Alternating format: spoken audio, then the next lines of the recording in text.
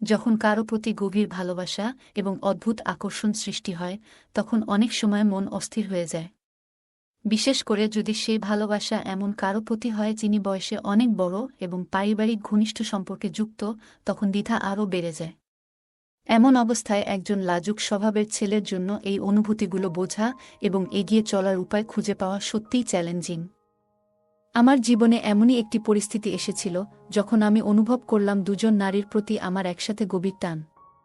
একদিকে আমার মামি, যিনি মাতৃসুলভ ব্যক্তিত্বের অধিকারী, এবং অন্যদিকে আমার খালা, যিনি প্রাণবন্ত এবং সদা হাস্যোজ্জ্বল। এদের প্রতি এই অনুভূতিগুলো আমাকে মানসিকভাবে দ্বিধাগ্রস্ত করেছিল। তবে সমস্যা এখানেই শেষ নয়। মামি এবং খালার মধ্যে কিছু ব্যক্তিগত মনোমালিন্য ছিল যা পরিস্থিতিকে আরও জটিল করেছিল। আমি একদিকে নিজের আবেগ সামলানোর চেষ্টা করছিলাম, অন্যদিকে এই দুই নারীর মধ্যে সমঝোতা আনার চেষ্টা চালাচ্ছিলাম, কিন্তু প্রশ্ন থেকেই যায়, কিভাবে একজন তরুণ নিজের আবেগকে সামলাবে এবং সঠিক সিদ্ধান্ত নেবে?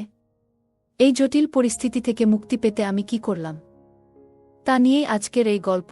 অনেকদিন ধরেই আমার মনের মধ্যে একটা দ্বিধা আর সংকোচ চলছিল, কিন্তু একদিন হঠাৎ করেই গল্পটা নতুন মোড় নিল।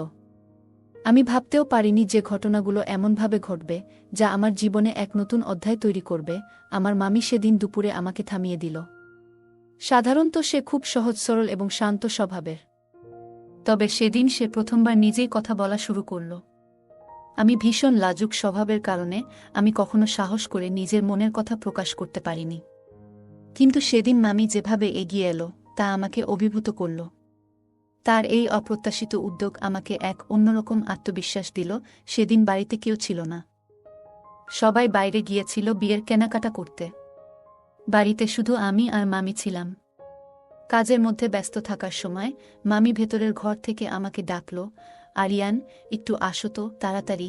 ঘরে ঢুকেই দেখলাম মামি আয়নার সামনে দাঁড়িয়ে। সে একটি শাড়ি গুছিয়ে পরার চেষ্টা করছিল। আমাকে বলল, এই শাড়িটা একটু ধরে রাখো তো, যেন মাটিতে না পড়ে। আমি পরে দেখি কেমন লাগে। তোমার কি মনে হয় এটা আমার জন্য ঠিক হবে? আমি হালকা দ্বিধায় ছিলাম, কিন্তু তার চোখের দিকে তাকিয়ে হাসতে লাগলাম। মামি সাধারণত ছোটখাটো গড়নের, প্রায় 4 ফুট 8 ইঞ্চি হবে।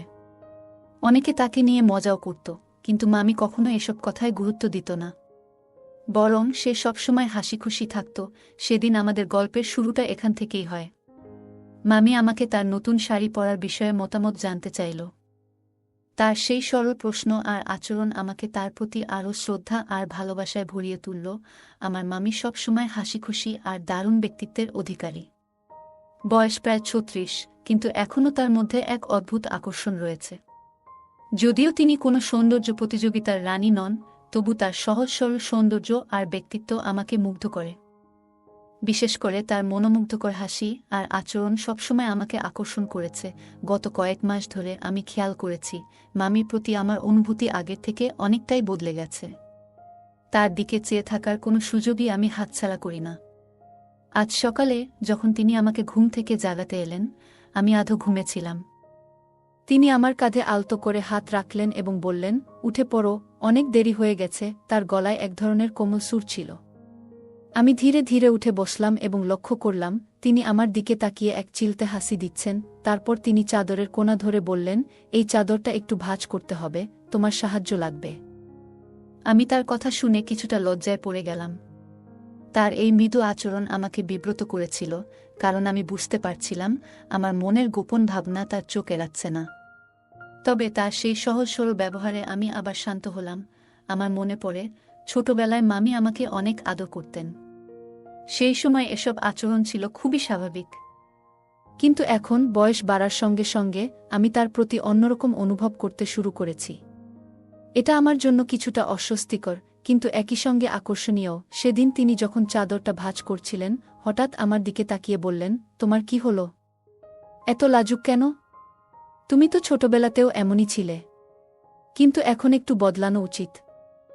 আমি কোনো উত্তর দিতে পারলাম না, বরং চোখ নামিয়ে চুপ করে দাঁড়িয়ে রইলাম। তারপর হঠাৎ তিনি আমার গালের দিকে হাত বাড়িয়ে মৃদু হাসলেন এবং বললেন, তুমি একদম ছোটবেলার মতোই রয়ে গেলে। তবে একটা জিনিস বলি, এই লাজুক স্বভাব দিয়ে কিছু হবে না। আমি লজ্জায় আরও কুঁকড়ে গেলাম। তবে তার এই মিষ্টি উপদেশ আমার মনে গভীর ছাপ ফেলল। এই ঘটনাগুলোই আমাদের গল্পের এক নতুন দিগন্ত খুলে দিল। আমার অনুভূতিগুলো হয়তো তাকে বুঝিয়ে দিতে পারিনি, কিন্তু তার আচরণ আমার প্রতি এক ধরনের অদৃশ্য মমত্ববোধ তৈরি করেছিল। সেই দিনটি আমার জন্য একটি বিশেষ স্মৃতি হয়ে থাকবে। সকালের কথা বলতে গেলে মামি আমার দিকে হাসি মুখে তাকিয়ে বলল, তুমি এমন লাজুক কেন? কি ব্যাপার, আজ সকাল থেকেই তোমার কিছুটা অন্যরকম লাগছে। আমি কিছু বলতে পারলাম না, শুধুমাত্র তার দিকে চেয়ে রইলাম। তখন মামি আমার হাত আলতো করে ধরলেন এবং বললেন, তুমি কিছু বলতে চাও, তাই না? কিন্তু সাহস পাচ্ছ না। ঠিক আছে, আমি বলি। তোমার চোখে আমি অনেক কিছু পড়তে পারি। 3 মাস আগে যখন তুমি আমাদের বাড়িতে এসেছিলে, তখন থেকেই আমি কিছু টের পেয়েছি। আমি একটু ঘাবড়ে গেলাম এবং বললাম, মামি, আমি আসলে ভেবেছিলাম যে যদি তোমার খারাপ লাগে। তুমি তো ছোটবেলা থেকে আমাকে এত ভালোবাসো। আমি কখনো ভাবতেও পারিনি যে তোমার সম্পর্কে এমন কিছু ভাবতে পারি। মামি হেসে বললেন, তোমার এই লাজুক ভাবটাই তো তোমাকে আরও বেশি মিষ্টি করে তোলে। আমি জানি তোমার মনে কি চলছে। তখন আমি লজ্জায় আরও কুঁকড়ে গেলাম। মামি বললেন, তোমার ভাবনায় কোনো ভুল নেই। আমরা সবাই মানুষ, আমাদের ভাবনাও স্বাভাবিক। কিন্তু তোমার এই ভাবনাগুলো যদি সঠিক পথে পরিচালিত হয়, তবেই সেটা জীবনের জন্য ভালো হবে। তারপর তিনি বললেন, তুমি কি জানো, ছোটবেলায় যখন আমি বিয়ে করলাম, তখন তোমাকে দেখে মনে হতো তুমি কতটা মিষ্টি একটা ছেলে। এখন তুমি বড় হয়েছ, কিন্তু তোমার সেই মিষ্টি ভাবটা রয়ে গেছে। আমি সাহস করে বললাম, মামি, আমি সত্যি বলতে চাই, তুমি আমার জন্য অনেক স্পেশাল। আমি জানি এটা বলতে একটু দেরি হয়ে গেল, কিন্তু তোমার সামনে বলতে সাহস পাইনি। মামি একটুখানি হেসে বললেন, তোমার এই সাহসই তোমাকে আরও বড় করবে। জীবনে অনেক কঠিন পরিস্থিতি আসবে, কিন্তু নিজের মনের কথা বলতে কখনো দ্বিধা করো না। এরপর মামি উঠে গিয়ে দরজাটা বন্ধ করে দিলেন এবং বললেন, তুমি তো খুব ভালো ছেলে, তোমার মতো মানুষের জীবনে সবসময় ভালো কিছুই হবে। তার সেই কথাগুলো আমার মনে গভীরভাবে দাগ কেটে গেল। সকালের ঘটনা। মামি হালকা হাসি মুখে আমার দিকে তাকিয়ে বলল, তুমি এমন লাজুক কেন? তোমার এই মিষ্টি ভাবটাই আমাকে মুগ্ধ করে। আমি কিছু বলতে পারলাম না, শুধু তার কথা শুনে লজ্জায় চোখ নামিয়ে নিলাম। মামি হেসে বলল, তোমার কিছু বলার আছে, তাই না? বলো, আমি শুনছি। আমি সাহস করে বললাম, মামি, তোমার সাথে এমনভাবে কথা বলা আমার পক্ষে খুব কঠিন। আমি ছোটবেলা থেকে তোমাকে খুব পছন্দ করি, কিন্তু আজকাল আমার মনে হয় আমার অনুভূতিগুলো বদলে গেছে। মামি কিছুক্ষণ আমার দিকে তাকিয়ে থেকে মিষ্টি গলায় বলল, তোমার মনের কথা শুনতে আমারও ভালো লাগছে। এরপর মামি বলল, তুমি তো এখন অনেক বড় হয়ে গেছ। আমি জানি ছোটবেলায় আমি তোমার জন্য কতটা গুরুত্ব রাখতাম, কিন্তু এখন তোমার সেই অনুভূতির বদল আমাকে অবাক করছে না। আমি তার কথাগুলো শুনে ধীরে ধীরে আমার লজ্জা কাটিয়ে উঠছিলাম। ঠিক সেই মুহূর্তে দরজার ঘণ্টি বেজে উঠল। মামি একটু বিচলিত হয়ে বলল, আরিয়ান, তো একটু দেখে আয়, কে এসেছে। আমি ততক্ষণে ঘরটা ঠিক করি। আমি দরজা খুলতে গেলাম। দরজার বাইরে ছিলেন পায়েল খালা। তিনি ঘরে ঢুকে বললেন, তোমার এত সময় লাগলো দরজা খুলতে? শরীর খারাপ নাকি? আমি হেসে বললাম, না খালা, একটু কাজ করছিলাম, তাই দেরি হয়ে গেছে। খালা চোখ ছোট করে আমাকে দেখলেন এবং বললেন, তোমার প্রিয়া মামি কোথায়? আমি বললাম, মামি তো ঘরের ভেতর আছে। ডেকে দিই? খালা একটু বিরক্তির সুরে বললেন, থাক, ডাকতে হবে না। খালা ঘরে ঢুকে মামির প্রতি নজর দিলেন। তাদের সম্পর্কের টানাপোড়েন সম্পর্কে সবারই জানা ছিল। যখনই তারা একসঙ্গে থাকতেন, তখনই তাদের মধ্যে ছোটখাটো তর্কবিতর্ক লেগেই থাকত। আজও তার ব্যতিক্রম হল না। খালা এবং মামির মধ্যে পার্থক্য ছিল চোখে পড়ার মতো। মামি ছিলেন স্নিগ্ধ ও হাসিখুশি স্বভাবের, আর খালা ছিলেন কিছুটা রাগী ও গম্ভীর। তাদের দুজনের ব্যক্তিত্ব একেবারে আলাদা। খালা ঘরের দিকে এগিয়ে গেলেন। আমি তখন নিজের মন শান্ত করার চেষ্টা করছিলাম। মামির সাথে হওয়া কথোপকথন আমার মনকে অনেকটা হালকা করে দিয়েছিল। আমাদের বাড়িতে আসা যাওয়ার মধ্যে মামি এবং খালা দুজনই ছিলেন। মামি সবসময় হাসি খুশি আর প্রাণবন্ত, খালা বরাবরই একটু গম্ভীর এবং শৃঙ্খলাপ্রিয়। দুইজনের স্বভাব সম্পূর্ণ বিপরীত। মামির হাসি আর মায়া যেন সবার মন জয় করে নিত। অন্যদিকে খালার ব্যক্তিত্ব ছিল দৃঢ় এবং কঠোর। খালা 5 ফুট 8 ইঞ্চি লম্বা, গায়ের রং শ্যামলা হলেও অনেক আকর্ষণীয়। তার চেহারায় ছিল এক ধরনের দৃঢ়তা, যা তাকে অন্যদের থেকে আলাদা করত। ছোটবেলায় খালার শাসন আর বকাঝকার জন্য তার থেকে একটু ভয় পেতাম। কিন্তু সময়ের সঙ্গে সঙ্গে তার সেই কঠোরতার মধ্যেও মমত্ববোধ খুঁজে পেয়েছিলাম। একদিন খালা আমাদের বাড়িতে এলেন এবং ঘরের ভেতরে ঢুকে আমার বিছানায় বসে পড়লেন। তিনি হালকা হেসে বললেন, আজ খুব ক্লান্ত লাগছে, একটু বিশ্রাম নেব, এই বলে খালা শুয়ে পড়লেন। আমি পাশের চেয়ারে বসে পড়তে শুরু করলাম। তবে মনোযোগ ছিল না। বারবার খালার দিকে চোখ চলে যাচ্ছিল। কিছুক্ষণ পর মামি বাইরে এসে আমাকে ইশারায় ডেকে নিলেন। তিনি মুচকি হেসে বললেন, আমি এখন বাইরে যাচ্ছি। তোমার খালা এসে সব মজা নষ্ট করে দিল। আজ তোমার সঙ্গে অনেকক্ষণ গল্প করব ভেবেছিলাম। মামি হালকা হাসি দিয়ে বললেন, আর শোনো, তোমার খালার সঙ্গে কিন্তু ভালোভাবে থেকো, কোনো ঝামেলা করবে না। আমি মামির কথা শুনে একটু হাসলাম। তিনি আবার বললেন, তুমি তো খুব লাজুক। তবে দেখো, জীবনে নিজের কথা বলতে শিখতে হবে। আর আজ রাতে ফিরে এসে তোমার সঙ্গে বসে গল্প করব অনেক। এই বলে মামি চলে গেলেন। ঘরে ফিরে এসে আমি দেখলাম খালা গভীর ঘুমে মগ্ন। তার শান্ত চেহারা দেখে আমার মনে হল, কঠোরতার আড়ালে তার মনের গভীরতায় হয়তো অনেক কোমলতা লুকিয়ে আছে। এক দুপুরে বাড়িতে মা ও মামি কাজে ব্যস্ত, আমি বসার ঘরে বসে টিভি দেখছিলাম। টিভির সামনে বসে কখন যেন ঘুমিয়ে পড়লাম। হঠাৎ করে খালার ডাক শুনে উঠে গেলাম। ঘুম থেকে ওঠার পর ভেতরে গিয়ে দেখি, খালা আমার বিছানার নিচ থেকে একটি বই বের করেছেন। বইটি এমন একটি বিষয়ের উপর ছিল যা আমার পড়া উচিত ছিল না। খালা বইটি উল্টেপাল্টে দেখছিলেন, আর তার মুখে ছিল এক ধরনের কঠোর অভিব্যক্তি। তোমার কাছে এই বইটা কেন? খালা হঠাৎ জিজ্ঞেস করলেন। তার কণ্ঠে মিশে ছিল রাগ এবং কৌতূহলের মিশ্রণ। আমি একেবারে ভ্যাবাচ্চাকা খেয়ে গেলাম। ছোটবেলায় খালার রাগ দেখেছি, তবে আজ যেন পরিস্থিতি অন্যরকম। সবাই তো বই পড়ে, আমি মাথা নিচু করে বললাম। খালা আমার দিকে তাকালেন এবং বইটি বন্ধ করে বললেন, তোমার বয়সটা বোঝা উচিত। তুমি এখন যা করছো তা ভবিষ্যতে সমস্যায় ফেলতে পারে। তারপর খালা বইটি রেখে হালকা হেসে বললেন, তুমি কি জানো, ছোটবেলায় যখন তুমি আমার কাছে আসতে আমি তোমার জন্য কত কিছু করতাম। কিন্তু এখন তুমি বড় হয়েছ, তাই নিজের কাজের দায়িত্ব নিতে হবে। এই কথা বলেই খালা আমাকে পিঠে একটা হালকা চাপড় দিলেন। তার মধ্যে কোনো কঠোরতা ছিল না, বরং ছিল স্নেহের প্রকাশ। আমি লজ্জায় মাথা নিচু করলাম। তিনি আবার বললেন, তোমার মামি আজ সকালে যা বলছিল তার মানে এখন বুঝতে পারছি। বড় হওয়া মানে শুধু বয়স বাড়া নয়, নিজের আচরণও বড় হওয়া দরকার। আমি কিছু বলতে পারলাম না। তার কথা শোনার পর মনে হল, তিনি আমাকে শুধু বকাঝকা করেননি, বরং ভবিষ্যতের সঠিক পথে চলার পরামর্শ দিয়েছেন। এই মুহূর্তে তার রাগ কমে গিয়ে মমতা ফুটে উঠল। আমি ধীরে ধীরে ঘর থেকে বেরিয়ে এলাম, মনে মনে ভাবলাম, জীবনের অনেক জিনিসই শিখতে হবে। আমি ঘরে বসে একটা বই পড়ছিলাম।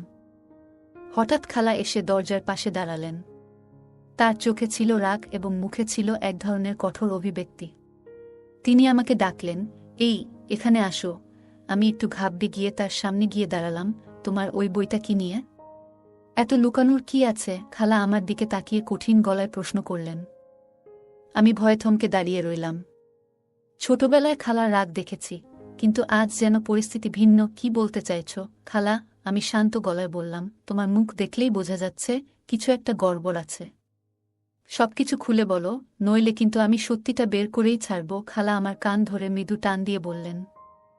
আমি মাথা নিচু করে বললাম, আমি কিছু করিনি খালা। কিন্তু খালা বুঝতে পারলেন যে আমি কিছু একটা লুকাচ্ছি। তিনি বললেন, তোমার মামি তো তোমার খুব খেয়াল রাখে, অথচ তুমি এইসব আজব জিনিস নিয়ে সময় নষ্ট করছো। তার কণ্ঠে ছিল হতাশা আর চোখে ছিল রাগের ছাপ। আমি আস্তে আস্তে বললাম, খালা, আমি দোষ করতে চাইনি। খালা একটু নরম সুরে বললেন, তোমাকে বুঝতে হবে, আমরা বড়রা তোমাদের ভালো চায়। মামি তোমাকে ছোটবেলা থেকে কত ভালোবাসে, আর তুমি এসব করছো। তোমার দায়িত্ব হলো সঠিক পথে চলা। তার কথায় আমার ভেতরে এক ধরনের অপরাধবোধ কাজ করল। আমি মৃদু স্বরে বললাম, খালা, আমি আর কখনো এমন কিছু করব না। খালা আমার মাথায় হাত রেখে বললেন, এই হলো কথা। কিন্তু ভবিষ্যতে এমন কিছু করো না যা তোমার বা তোমার পরিবারের সম্মানের ক্ষতি করতে পারে। আমি লজ্জিত হয়ে তার কথা শুনলাম। খালার কঠোর কথার মাঝেও তার ভালোবাসা প্রকাশ পেয়েছিল। আমি খালার দিকে তাকিয়ে খুব মৃদু গলায় বললাম, তুমি সত্যিই খুব ভালো খালা। আমার সবকিছুর খেয়াল রাখো। খালা অবাক হয়ে বললেন, খেয়াল রাখা মানে কি? এসব কথা বলা, এসব তোমার মাথায় কেন আসে? আমি একটু লজ্জিত হয়ে বললাম, খালা, ছোটবেলায় তুমি আমাকে অনেক বকতে আর মাঝে মাঝে মারতে, কিন্তু তারপরও তোমার আদরটা সবসময় আলাদা ছিল। সেই জন্যই তুমি আমাকে অনেক পছন্দের। খালা কিছুক্ষণ চুপ করে রইলেন। তারপর বললেন, তোমার মামিকে কেন এত পছন্দ করো?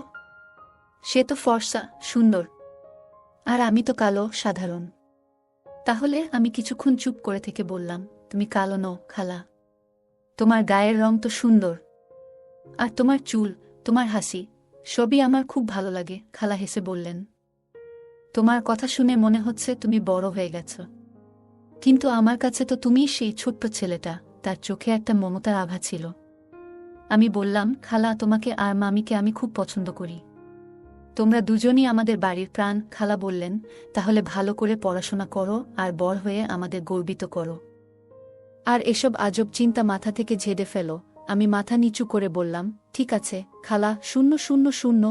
আমি তখন তাকিয়ে আছি। খালা কিছুক্ষণ চুপচাপ দাঁড়িয়ে রইলেন। তারপর তিনি হঠাৎ আমার কাছে এলেন এবং বললেন, তুমি তো অনেক বড় হয়ে গেছ। 10 মিনিটের মধ্যেই তিনি উঠে দাঁড়ালেন, কিন্তু কিছু না বলেই বাইরে চলে গেলেন। আমি তখন দরজার হালকা শব্দ শুনতে পাই। কিছুক্ষণ পরে খালা ফিরে এলেন এবং বেডরুমের দরজা বন্ধ করে দিলেন। তিনি কাছে এসে শান্ত গলায় বললেন, আজ কেউ আসবে না? আমি কিছুটা অবাক হয়ে জিজ্ঞেস করলাম, সত্যিই কেউ আসছে না? তিনি দৃঢ়ভাবে বললেন, না, রাত পর্যন্ত কেউ আসবে না। তার কথা শুনে আমিও চুপ করে রইলাম। তিনি হালকা হেসে বললেন, আরিয়ান, তুই খুব ভালো ছেলে, কিন্তু আমি তোকে নিয়ে এত কিছু জানতাম না। যদি আগে জানতাম তাহলে। তারপর তিনি একটু থেমে বললেন, এখন উঠে দাঁড়া, আমাকে একটু সাহায্য করো। আর মামিদের কাছে বারবার যাস না। আমি আছি তো। যখনই তোর কোনো দরকার হবে সোজা আমার কাছে আসিস। আবার মামির সঙ্গে সময় কাটাতে যেতে আমি 3 দিন লাগালাম। তারপর একদিন মামি আমাকে বাড়ির মধ্যে ইশারায় ডাকলেন। তখন কিছু করার দরকার পড়ল না, মামি সব কিছু ঠিকঠাক করে নিয়েছিলেন। পরদিন সকালে সবাই মন্দিরে যাওয়ার প্রস্তুতি নিচ্ছিল। আমি তখনও ঘুমাচ্ছিলাম। মামি মাকে বললেন, তুমি আগে যাও, আমি একটু পরে আসছি। তিনি কিছু কাপড় ঠিক করার জন্য আমার ঘরে এলেন। স্নানের পর তিনি তাজা লাগছিলেন এবং হাতে শাড়ি নিয়ে দরজা বন্ধ করলেন। তারপর তিনি আমার চাদর সরিয়ে বললেন, তুই এখনো ঘুমাচ্ছিস? সকাল হয়ে গেছে, ওঠ, তোকে দেখে বেশ ভালো লাগছে। আমি কিছুটা অস্বস্তি নিয়ে উঠে বসলাম। তিনি হালকা হেসে বললেন, কাল রাতে তুই ভালো ঘুমিয়েছিস তো? আমি একটু অস্বস্তি অনুভব করছিলাম। তারপর তিনি বললেন, এই কাপড়গুলো মনে করে ধুয়ে নিস, না হলে হয়তো কেউ ব্যবহার করে ফেলবে। কিছুক্ষণের মধ্যেই তিনি বেরিয়ে গেলেন। সেদিন পুরোটা সময় আমার মন বেশ অস্থির ছিল। তবে পরের দিন সকালে শুনলাম মামি শহরে মামার সঙ্গে কোনো কাজের কারণে গেছেন। তারা সেখানে 2 দিন থাকবে। 2 দিন ধরে মামিকে দেখতে পাচ্ছিলাম না। মনের ভেতর এক অদ্ভুত অস্থিরতা কাজ করছিল। মামি কোথায় গেলেন তা জানার জন্য বারবার খুঁজছিলাম। অবশেষে দুপুরে মামি কাজ থেকে ফিরে এলেন। দুপুরের খাবারের সময় তিনি আমার দিকে তাকিয়ে মুচকি হাসলেন। সেই হাসির মধ্যে যেন লুকিয়েছিল একরাশ রহস্য। খাবার শেষে মামি আমাকে ইশারা করে ডেকে বললেন, তোর মাকে বলে দে আমি সন্ধ্যাবেলা বাইরে যাব। তুইও যেন একটা অজুহাত দিয়ে চলে আসিস। মামি যা বললেন তাতে আমার মন আনন্দে ভরে উঠল। তার কথার অর্থ ছিল স্পষ্ট, কিন্তু কেন? কি কারণে মামি আমাকে নিয়ে যেতে চাইছেন? সন্ধ্যার সময় মামি বের হয়ে যাওয়ার পর আমি মাকে বললাম, আমি বন্ধুর বাড়ি যাচ্ছি, রাতের আগেই ফিরে আসব। মামি আগে থেকেই একটি গাড়ি ঠিক করে রেখেছিলেন। মামি আমাকে তাদের বাড়ি নিয়ে গেলেন। সেখানে পৌঁছানোর পর আমি দেখলাম ঘরে কেউ নেই। মামা কাজের জন্য বাইরে ছিলেন আর তাদের মেয়ে অন্য শহরে পড়াশোনা করছে। মামি আমাকে বললেন, তুই আরাম করে বিশ্রাম নে, কয়েক ঘন্টার মধ্যে তুই ফিরে যাবি। মামি আমার দিকে যেভাবে তাকাচ্ছিলেন তাতে বোঝা যাচ্ছিল যে আজকের পরিকল্পনাটি খুব গোপনীয়। এই পুরো সময়টা যেন এক রহস্যে মোড়া ছিল। ঘরে থাকার সময়টুকুতে মামি সবসময় নিশ্চিত করছিলেন যেন কারো সন্দেহ না হয়। বাড়ি ফিরেই মামি দরজা বন্ধ করলেন এবং হাসি মুখে বললেন, কি রে, এত তাড়াহুড়ো কেন? আমি তো পালাচ্ছি না। এরপর তিনি চায়ের জন্য রান্নাঘরের দিকে চলে গেলেন। মামি ফিরে এসে বললেন, দেখি 2 দিন ধরে তোকে দেখিনি, ভাবলাম তুই ভুলে গেছিস। তুই তো আসবি না, আমাকেই তোকে ডেকে আনতে হলো। আমি হেসে বললাম, কি করব বলুন? ওদিকে পায়েল খালা এসেছিলেন, সবকিছুর উপর নজর রাখছিলেন। মামি একটু চিন্তিত মুখে বললেন, ও বুঝি কিছু জানে নাকি আমাদের ব্যাপারে? আমি অন্যদিকে কথাটা ঘোরানোর চেষ্টা করলাম, কিন্তু মামি আমার মনের ভাব ঠিকই বুঝে ফেললেন। অবশেষে আমাকে সত্যি কথাটা বলতে হলো। মামি গভীর চিন্তায় পড়ে গেলেন। ওই পায়েল তো সব সময়ই একটা না একটা কথা নিয়ে লেগে থাকে, তার ছেলের সঙ্গে তুলনা করে জলে পুড়ে মরে। এরপর মামি একটু মজা করেই বললেন, তুই কি জানিস, সেদিন আমি বাইরে গেলে ও তোকে বকাচকা করেছে। ঠিক বলো, কিছু বলেছিল নাকি? আমি মাথা নাড়লাম, কিন্তু মামি কিছুতেই বিশ্বাস করলেন না। তিনি বারবার জিজ্ঞেস করতে থাকলেন, সত্যি করে বলো, মিথ্যে বললে কিন্তু আর কথা বলবো না। শেষে আমি স্বীকার করলাম। মামি একটু রেগে গেলেন, বদমাস ছেলে, 2 দিনে 2 বার তোকে বকাচকা করেছে, কি দরকার ছিল পায়েলকে এসব বলার? আমি বললাম, মামি আমি তো কিছু করিনি। উল্টে উনি আমাকে দোষারোপ করছিলেন, বলছিলেন তোমার মামি তো এত সুন্দরী, আমি তার সামনে কিছুই না, উনি তো সবসময় আমাকে এড়িয়ে চলেন। এই কথা শুনে মামি হেসে ফেললেন, তার চোখে মুখে হাসির ঝিলিক ছিল। বললেন, ওরে বাবা, এত বড় কথাও বলেছে, এখন দেখ আমি কি করি। পায়েল খালার সঙ্গে এই তুলনা নিয়ে আরেকদিন কথা বলতেই হবে। ঘর জুড়ে হাসির রেশ ছড়িয়ে পড়ল। মামি যেন পুরো বিষয়টাকে নিজের মতো করে সামলে নিলেন। গল্পটি এক অন্যরকম রোমাঞ্চ নিয়ে শেষ হল।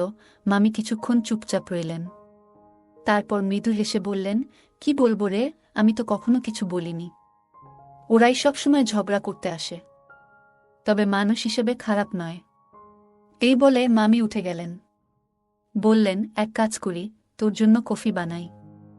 তুই তো দেখি অনেক ক্লান্ত, সময়ও আছে 3 ঘন্টার মতো।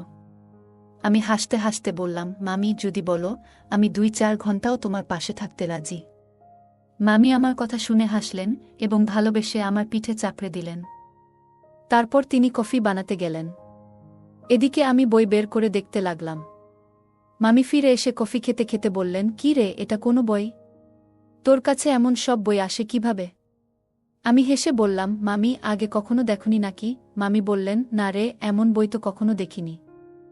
কলেজে 2-1টা সাধারণ বই দেখেছি, কিন্তু এরকম নয়। আমি একটু মজা করেই বললাম, মামি একটা কথা বলি, রাগ করবে না তো? আর মারবেও না, তোমার আমার কসম। মামি চোখে কৌতূহল নিয়ে বললেন, বলে ফেলো রে। আমি কিছুতেই রাগ করব না। আমি একটু লজ্জা পেয়ে ধীরে ধীরে বললাম, মামি তোমাকে আর খালাকে নিয়ে মাঝে মাঝে স্বপ্ন দেখি, খুব অদ্ভুত সব স্বপ্ন।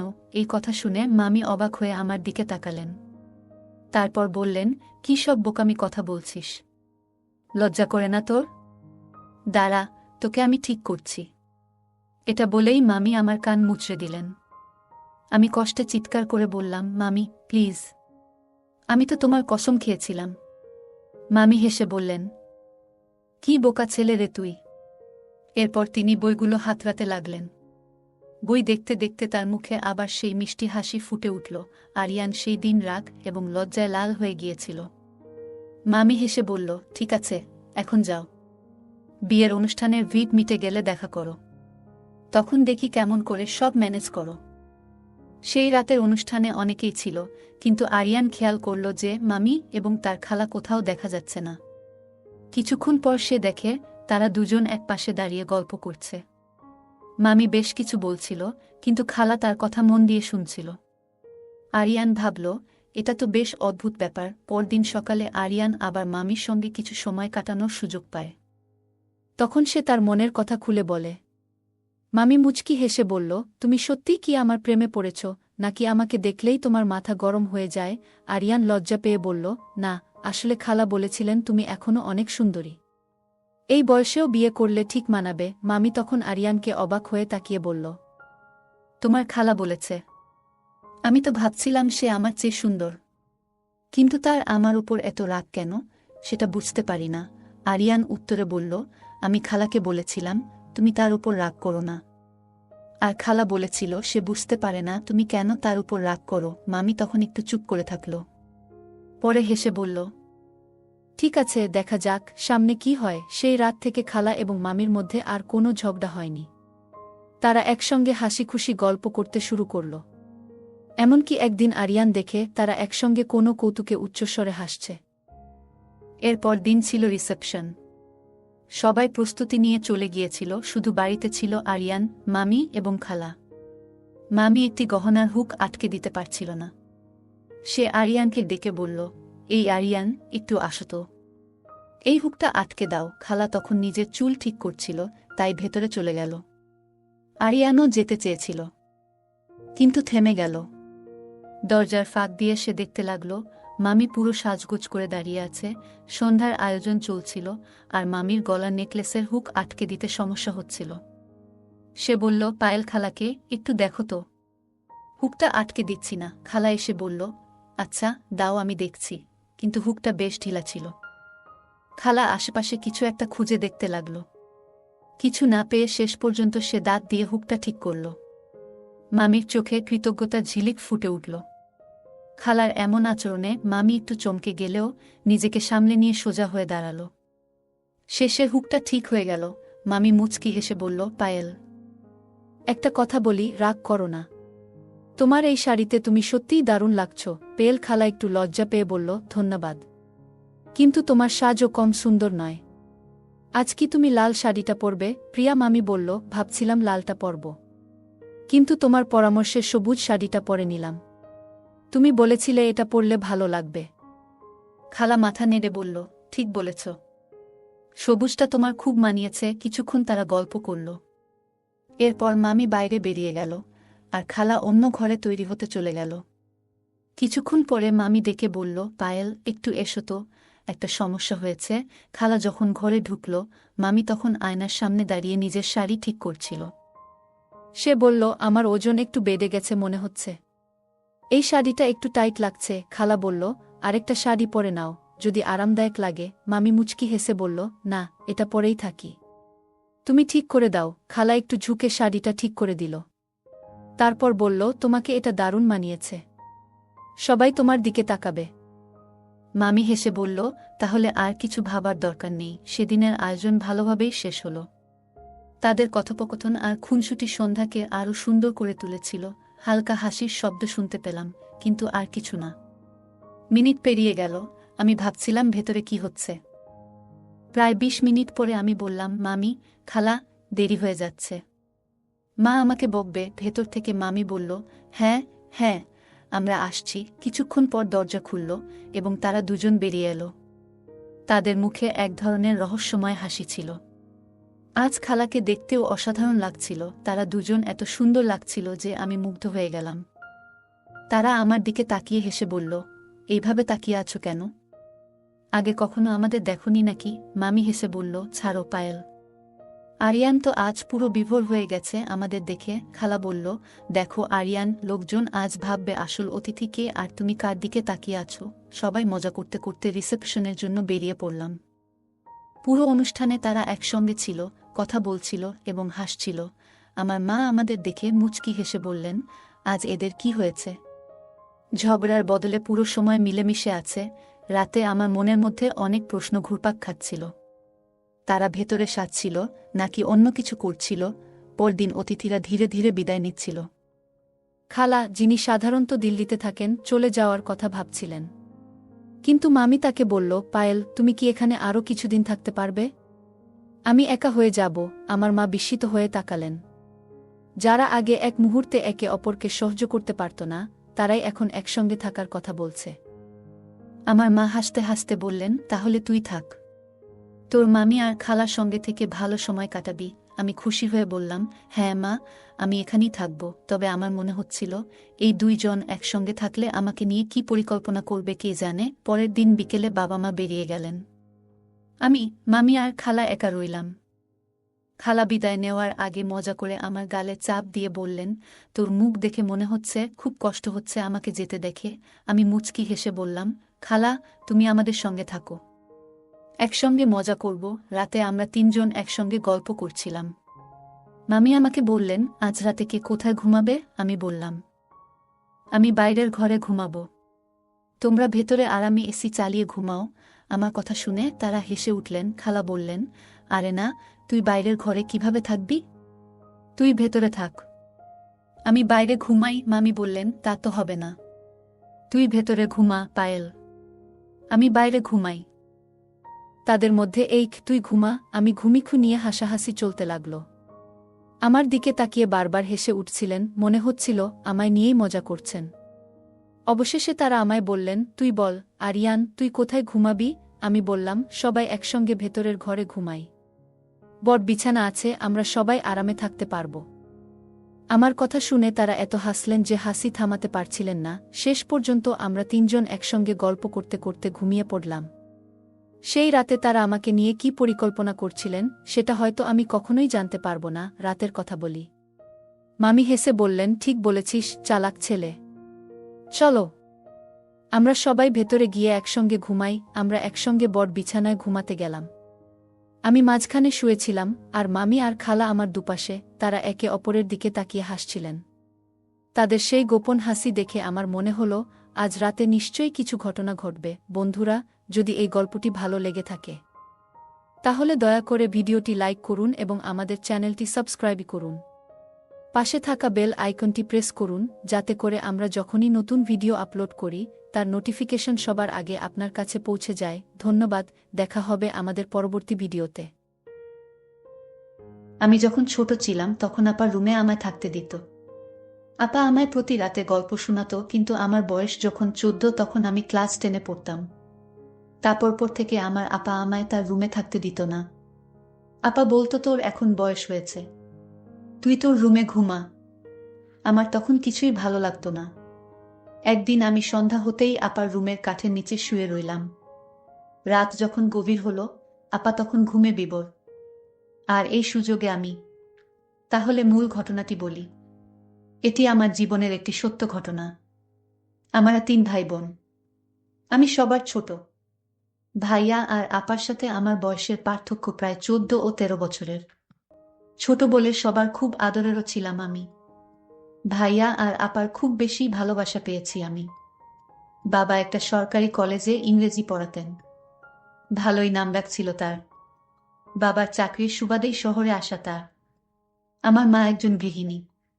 বাসা ভাড়া, পড়াশোনার ব্যয় বাবদ খরচ পড়ত অনেক। তাই বাবা বাসায় ব্যাচ পড়াতেন। অনেক স্টুডেন্ট ছিল বাবার। 4 কামরার ফ্ল্যাটের একটা কামরা বাবার পড়ানোর জন্যই ফিক্স ছিল। আমার যখন জন্ম হলো, ভাইয়া তখন ক্লাস 10-এ পড়ে আর আপা 7ম-এ। আপা আর ভাইয়া সারাক্ষণ আমাকে নিয়েই পড়ে থাকত। আমি ছিলাম ওদের খুব আদরের ছোট ভাই। আমার সবুজ নামটা আপা আর ভাইয়াই রেখেছিলেন। আপার নাম সাদিয়া আর ভাইয়া রবিন। ভাইয়া অন্য সব ছেলেদের মতো বাইরে যেত না। কোনো আড্ডায়ও কখনো দেখা যায়নি তাকে। পড়াশোনায় ব্যস্ত থাকতেন সারাক্ষণ। আর বাকি সময় আপা আর আমাকে নিয়েই কাটত তার। আপা খুব শান্ত স্বভাবের ছিলেন। আপা অনেক সুন্দরীও ছিলেন। আগুন সুন্দরী যাকে বলে। আপাকে যে কোনো ছেলে দেখলে বিয়ে করতে চাইবে চোখ বুজে। বাবার মতো হয়েছিলেন। বাবার উচ্চতা, গায়ের রং, চেহারা সব আপার মধ্যে ছিল। ভাইয়ার মতো আপাও পড়াশোনায় ভালো ছিলেন। আমার আম্মা খুব সাধারণ একজন মানুষ। নিরেট ভালো মানুষও বটে। তার সন্তান আর সংসার নিয়েই তিনি পড়ে থাকতেন। আমি আর ভাইয়া বাবার হাইট ছাড়া বাকি সব দিক আম্মাকে নকল করে এসেছিলাম। আম্মার গায়ের রং কিছুটা চাপা ছিল। আমাদেরও তাই। বাবা ছিলেন প্রচণ্ড রাগী, গম্ভীর আর চুপচাপ একজন মানুষ। বাবাকে খুব কমই হাসতে দেখেছি আমি। ভাইয়া আমি বাবাকে অনেক ভয় পেতাম। তবে আপা বাবাকে ভয় পেতেন বলে মনে হতো না। বাবা আসলে আপাকে অনেক বেশি ভালোবাসতেন। আপা ছিল বাবার গল্প করার সঙ্গী। আপা বাবাকে রোজ সকালে খবরের কাগজ পড়ে শোনাতেন। বিভিন্ন খবর নিয়ে আলোচনাও করতেন দুজন। আমি আর ভাইয়া বাবার চোখ এড়িয়ে চলতে পারলে বাঁচতাম। তবে আম্মা আর বাবার মধ্যে খুব মিল ছিল। বাবা এত রাগী হওয়া সত্ত্বেও কখনো আম্মার সাথে উঁচু স্বরে কথা বলেননি। বাবা কোনো কাজ করার আগে আম্মাকে জিজ্ঞেস করতেন, রুনা তুমি কি বলো? এটা করলে ভালো হবে তো? আম্মা বলতেন, তুমি যা ভালো বোঝো তাই করো। আহা, তোমার কি মতো? আর আপা যখন একটু বড় হলেন, আম্মা বাবা দুজনই আপার সাথে পরামর্শ করতেন। আপা খুব বুদ্ধিমতী ছিলেন ছোট থেকেই। আমার বয়স যখন 8 বছর পেরোলে আম্মা অসুস্থ হয়ে পড়লেন। পর 2 বার অপারেশন করা হয়। আমার দায়িত্ব এসে পড়ে আপার উপর। সে বছর আপার আর স্কুলে যাওয়া হয়নি। 1 বছর গেপ হয়ে যায় আপার। মা অপারেশন এর রোগী, তার উপর আরও নানা জটিলতায় বেড রেস্ট এ যেতে হলো তাকে। আপা তখন এক হাতে সব সামলাতেন। দাদা বাড়ির দিকে কেউ ছিল না। দাদা দাদি বেঁচে নেই, আর বাবা একমাত্র সন্তান ছিলেন তাদের। আর নানু নিজেই অনেক অসুস্থ। অগত্যা আপাই আমার দেখাশোনা, মায়ের দেখাশোনা করতেন। বাবা একটা কাজের মহিলা রাখলেন, রান্না বাড়া আর বাকি কাজ করার জন্য। আমার খাওয়া, ঘুম, গোসল সব আপার দায়িত্বে ছিলে। মাকেও দেখতে হতো। তখন থেকেই আপার সাথে আমার গভীরতা আরও বাড়ল। রাতে আপার সাথে আমি ঘুমাতাম, আপা আমাকে বিভিন্ন গল্প শোনাতো, আর আমি গল্প শুনতে শুনতে ঘুমিয়ে যেতাম। আপার হাতে ছাড়া ভাত খেতাম না। সারাক্ষণ আপার সাথেই থাকতাম। আপা আমার বিন্দুমাত্র অযত্ন করেনি। মায়ের পুরোপুরি সুস্থ হতে 1.5 বছর লেগেছিল। আমি ততদিনে আপার ভক্ত হয়ে গেছি। আপাকে ছাড়া ঘুম, খাওয়া দাওয়া, গোসল কিছুই হতো না আমার। মা সুস্থ হওয়ার পরও আমি আর মায়ের সাথে ঘুমাতে যাইনি। আপা স্কুলে চলে গেলে বারান্দায় দাঁড়িয়ে থাকতাম। কখন আপা আসবে সে অপেক্ষায়। মা আমাকে গোসলের জন্য নিতে পারতেন না। মায়ের হাতে খেতামও না। মাঝে মাঝে ভাইয়া বুঝিয়ে খাওয়াতেন। মায়ের অসুস্থতা মায়ের সাথে আমার দূরত্ব বাড়িয়ে দিয়েছিল অনেকটা। আপাও আমাকে ছাড়া বেশিক্ষণ থাকতে পারতেন না। স্কুল ছাড়া কোথাও যেতেনও না। আমাকে ছাড়া আপা কোনোদিন খেত না। আমি না ঘুমালে আপাও ঘুমাতো না। আমার মাথার চুলগুলো ছোটবেলা থেকেই সুন্দর ছিল। আপা খুব যত্ন করতেন আমার চুলের। আমাকে খাওয়ানো শেষ করে তবে আপা খেতেন। আপা তার হাত খরচ আর টিফিনের টাকা জমিয়ে রাখতেন। সে টাকা দিয়ে আমার জন্য জিনিসপত্র কিনতেন। আপা নিজে সাজতেন না কখনো, কিন্তু আমাকে সাজাতেন। আমি খুব চঞ্চল ছিলাম। সারাক্ষণ ছুটাছুটি করতাম। জিনিসপত্র নষ্ট করতাম। আপার জন্য আমাকে কেউ কিছু বলতে ও পারত না। আপা পাশে না থাকলে ঘুমাতাম না বলে আপা আমাকে ঘুম পাড়িয়ে রাত জেগে পড়তেন। আমাকে আপা রোজ একটা করে গল্প বলতেন। বলতেই হতো। তা না হলে জেদ ধরতাম, ঘুমাবো না। আপার কাছে রোজ আবদার করতাম যতীন্দ্র মোহন বাগচির কাজলা দিদি কবিতা শোনানোর জন্য।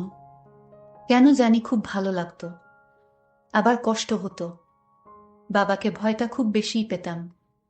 বাবা যখন ছাত্রদের পড়াতেন তখন দরজার পাশে গিয়ে দাঁড়িয়ে থাকতাম। কখনো বাবার সাথে চোখাচোখি হয়ে গেলে দিতাম ভু করে দৌড়। পড়াশোনার হাতেখড়ি আপার হাতেই। একটু যখন বড় হলাম, স্কুলে ভর্তি হলাম, বাবা মাঝে মাঝে বলতেন তার কাছে বই খাতা নিয়ে যেতে। বাবা তার কাছে যেতে বললেই পেটে ব্যথার অজুহাতে শুয়ে থাকতাম। সেটাতে অনেক সময় কাজ হতো না। বাবা যখন পড়া ধরতেন আমার জানা পড়াগুলোও ভুলে যেতাম। আর ভ্যা ভ্যা করে কেঁদে দিতাম। আপা ছুটে এসে বাবাকে বলতেন, তুমি আবার ওকে বকেছ? বাবা বলতেন, আমি তো কিছুই বলিনি, ও এমনিতেই কাঁদছে।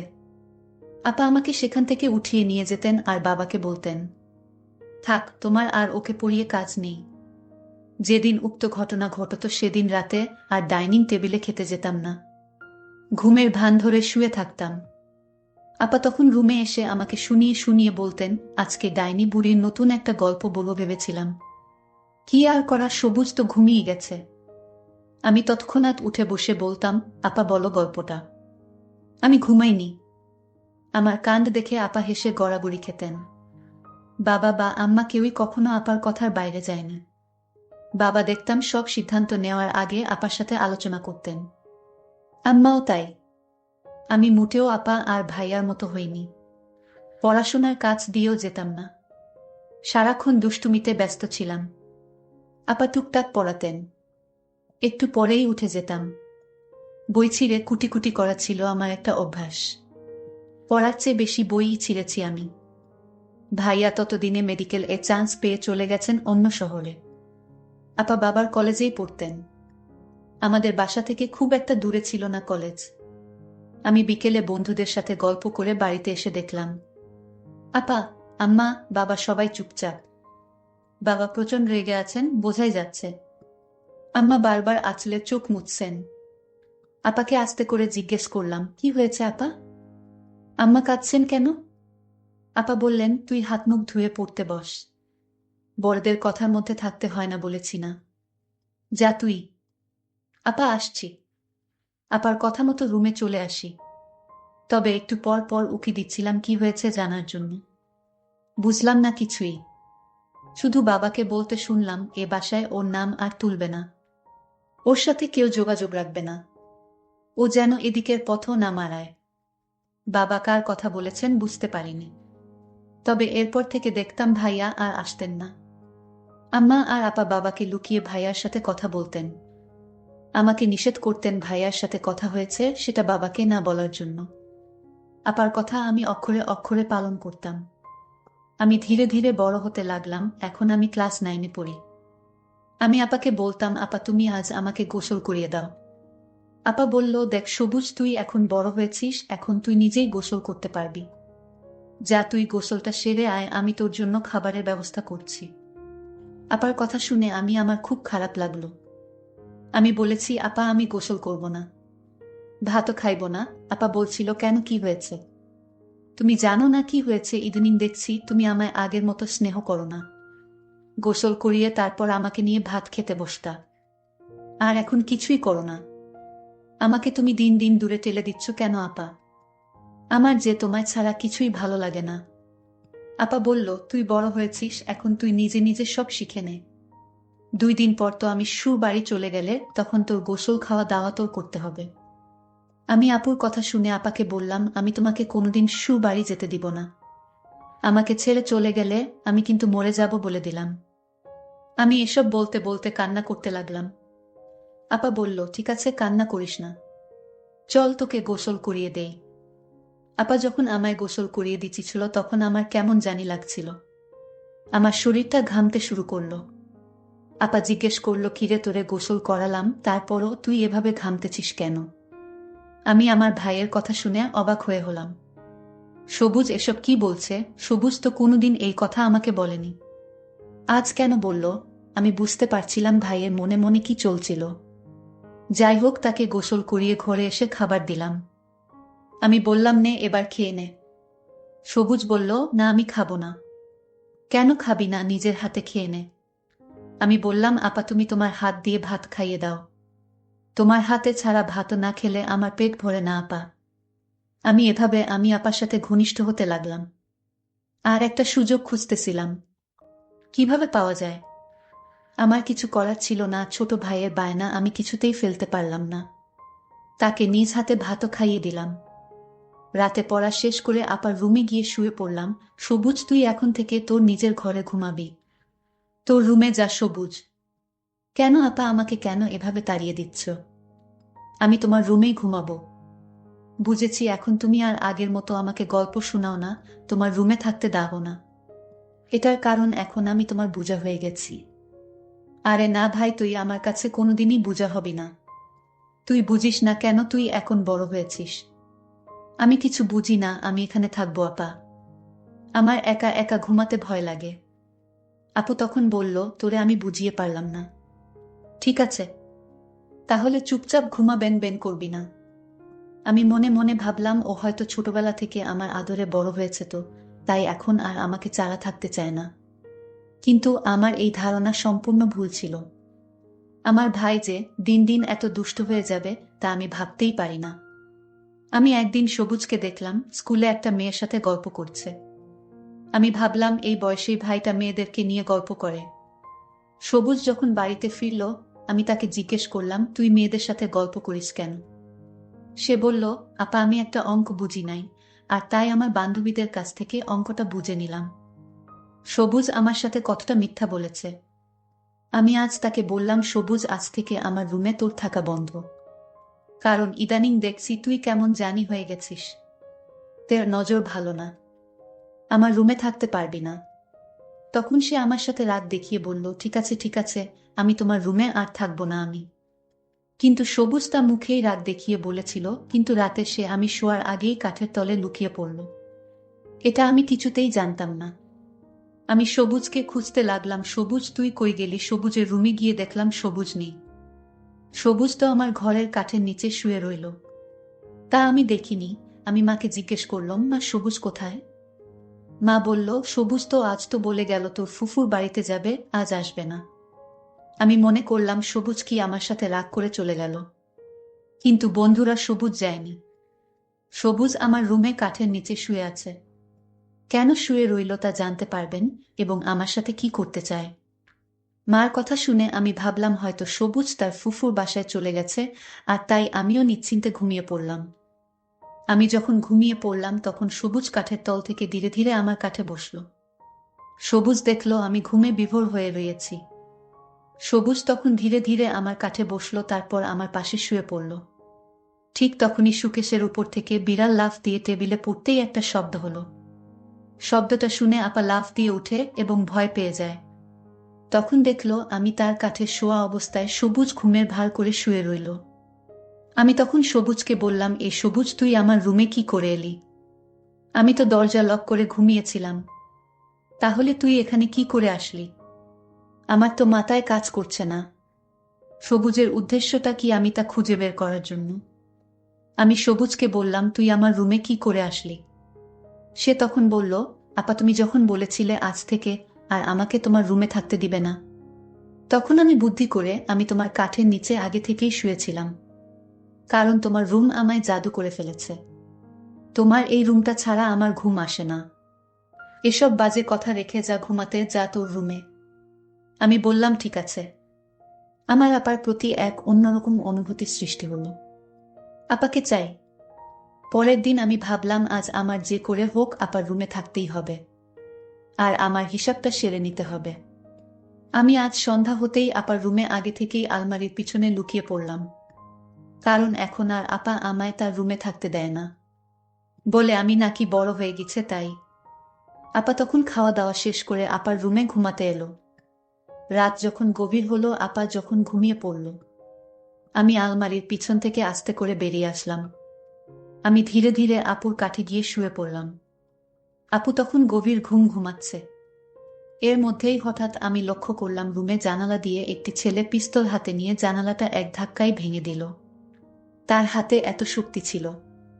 আমি তখন ঘুমের ভান করে শুয়েছিলাম আপুর পাশে। ছেলেটি এসেই আপুকে আঘাত করবে এই মুহূর্তেই আমি তার পিস্তলটা হাতে ধরে ফেলি। তখন ছেলেটি আমায় এক ধাক্কা মারল, আমি আপার উপরে পড়ে গেলাম। আপা তখন জেগে গেল। ছেলেটি আমাকে তুলে একটা থাপ্পড় মেরে দেয়ালে ফেলে দিল।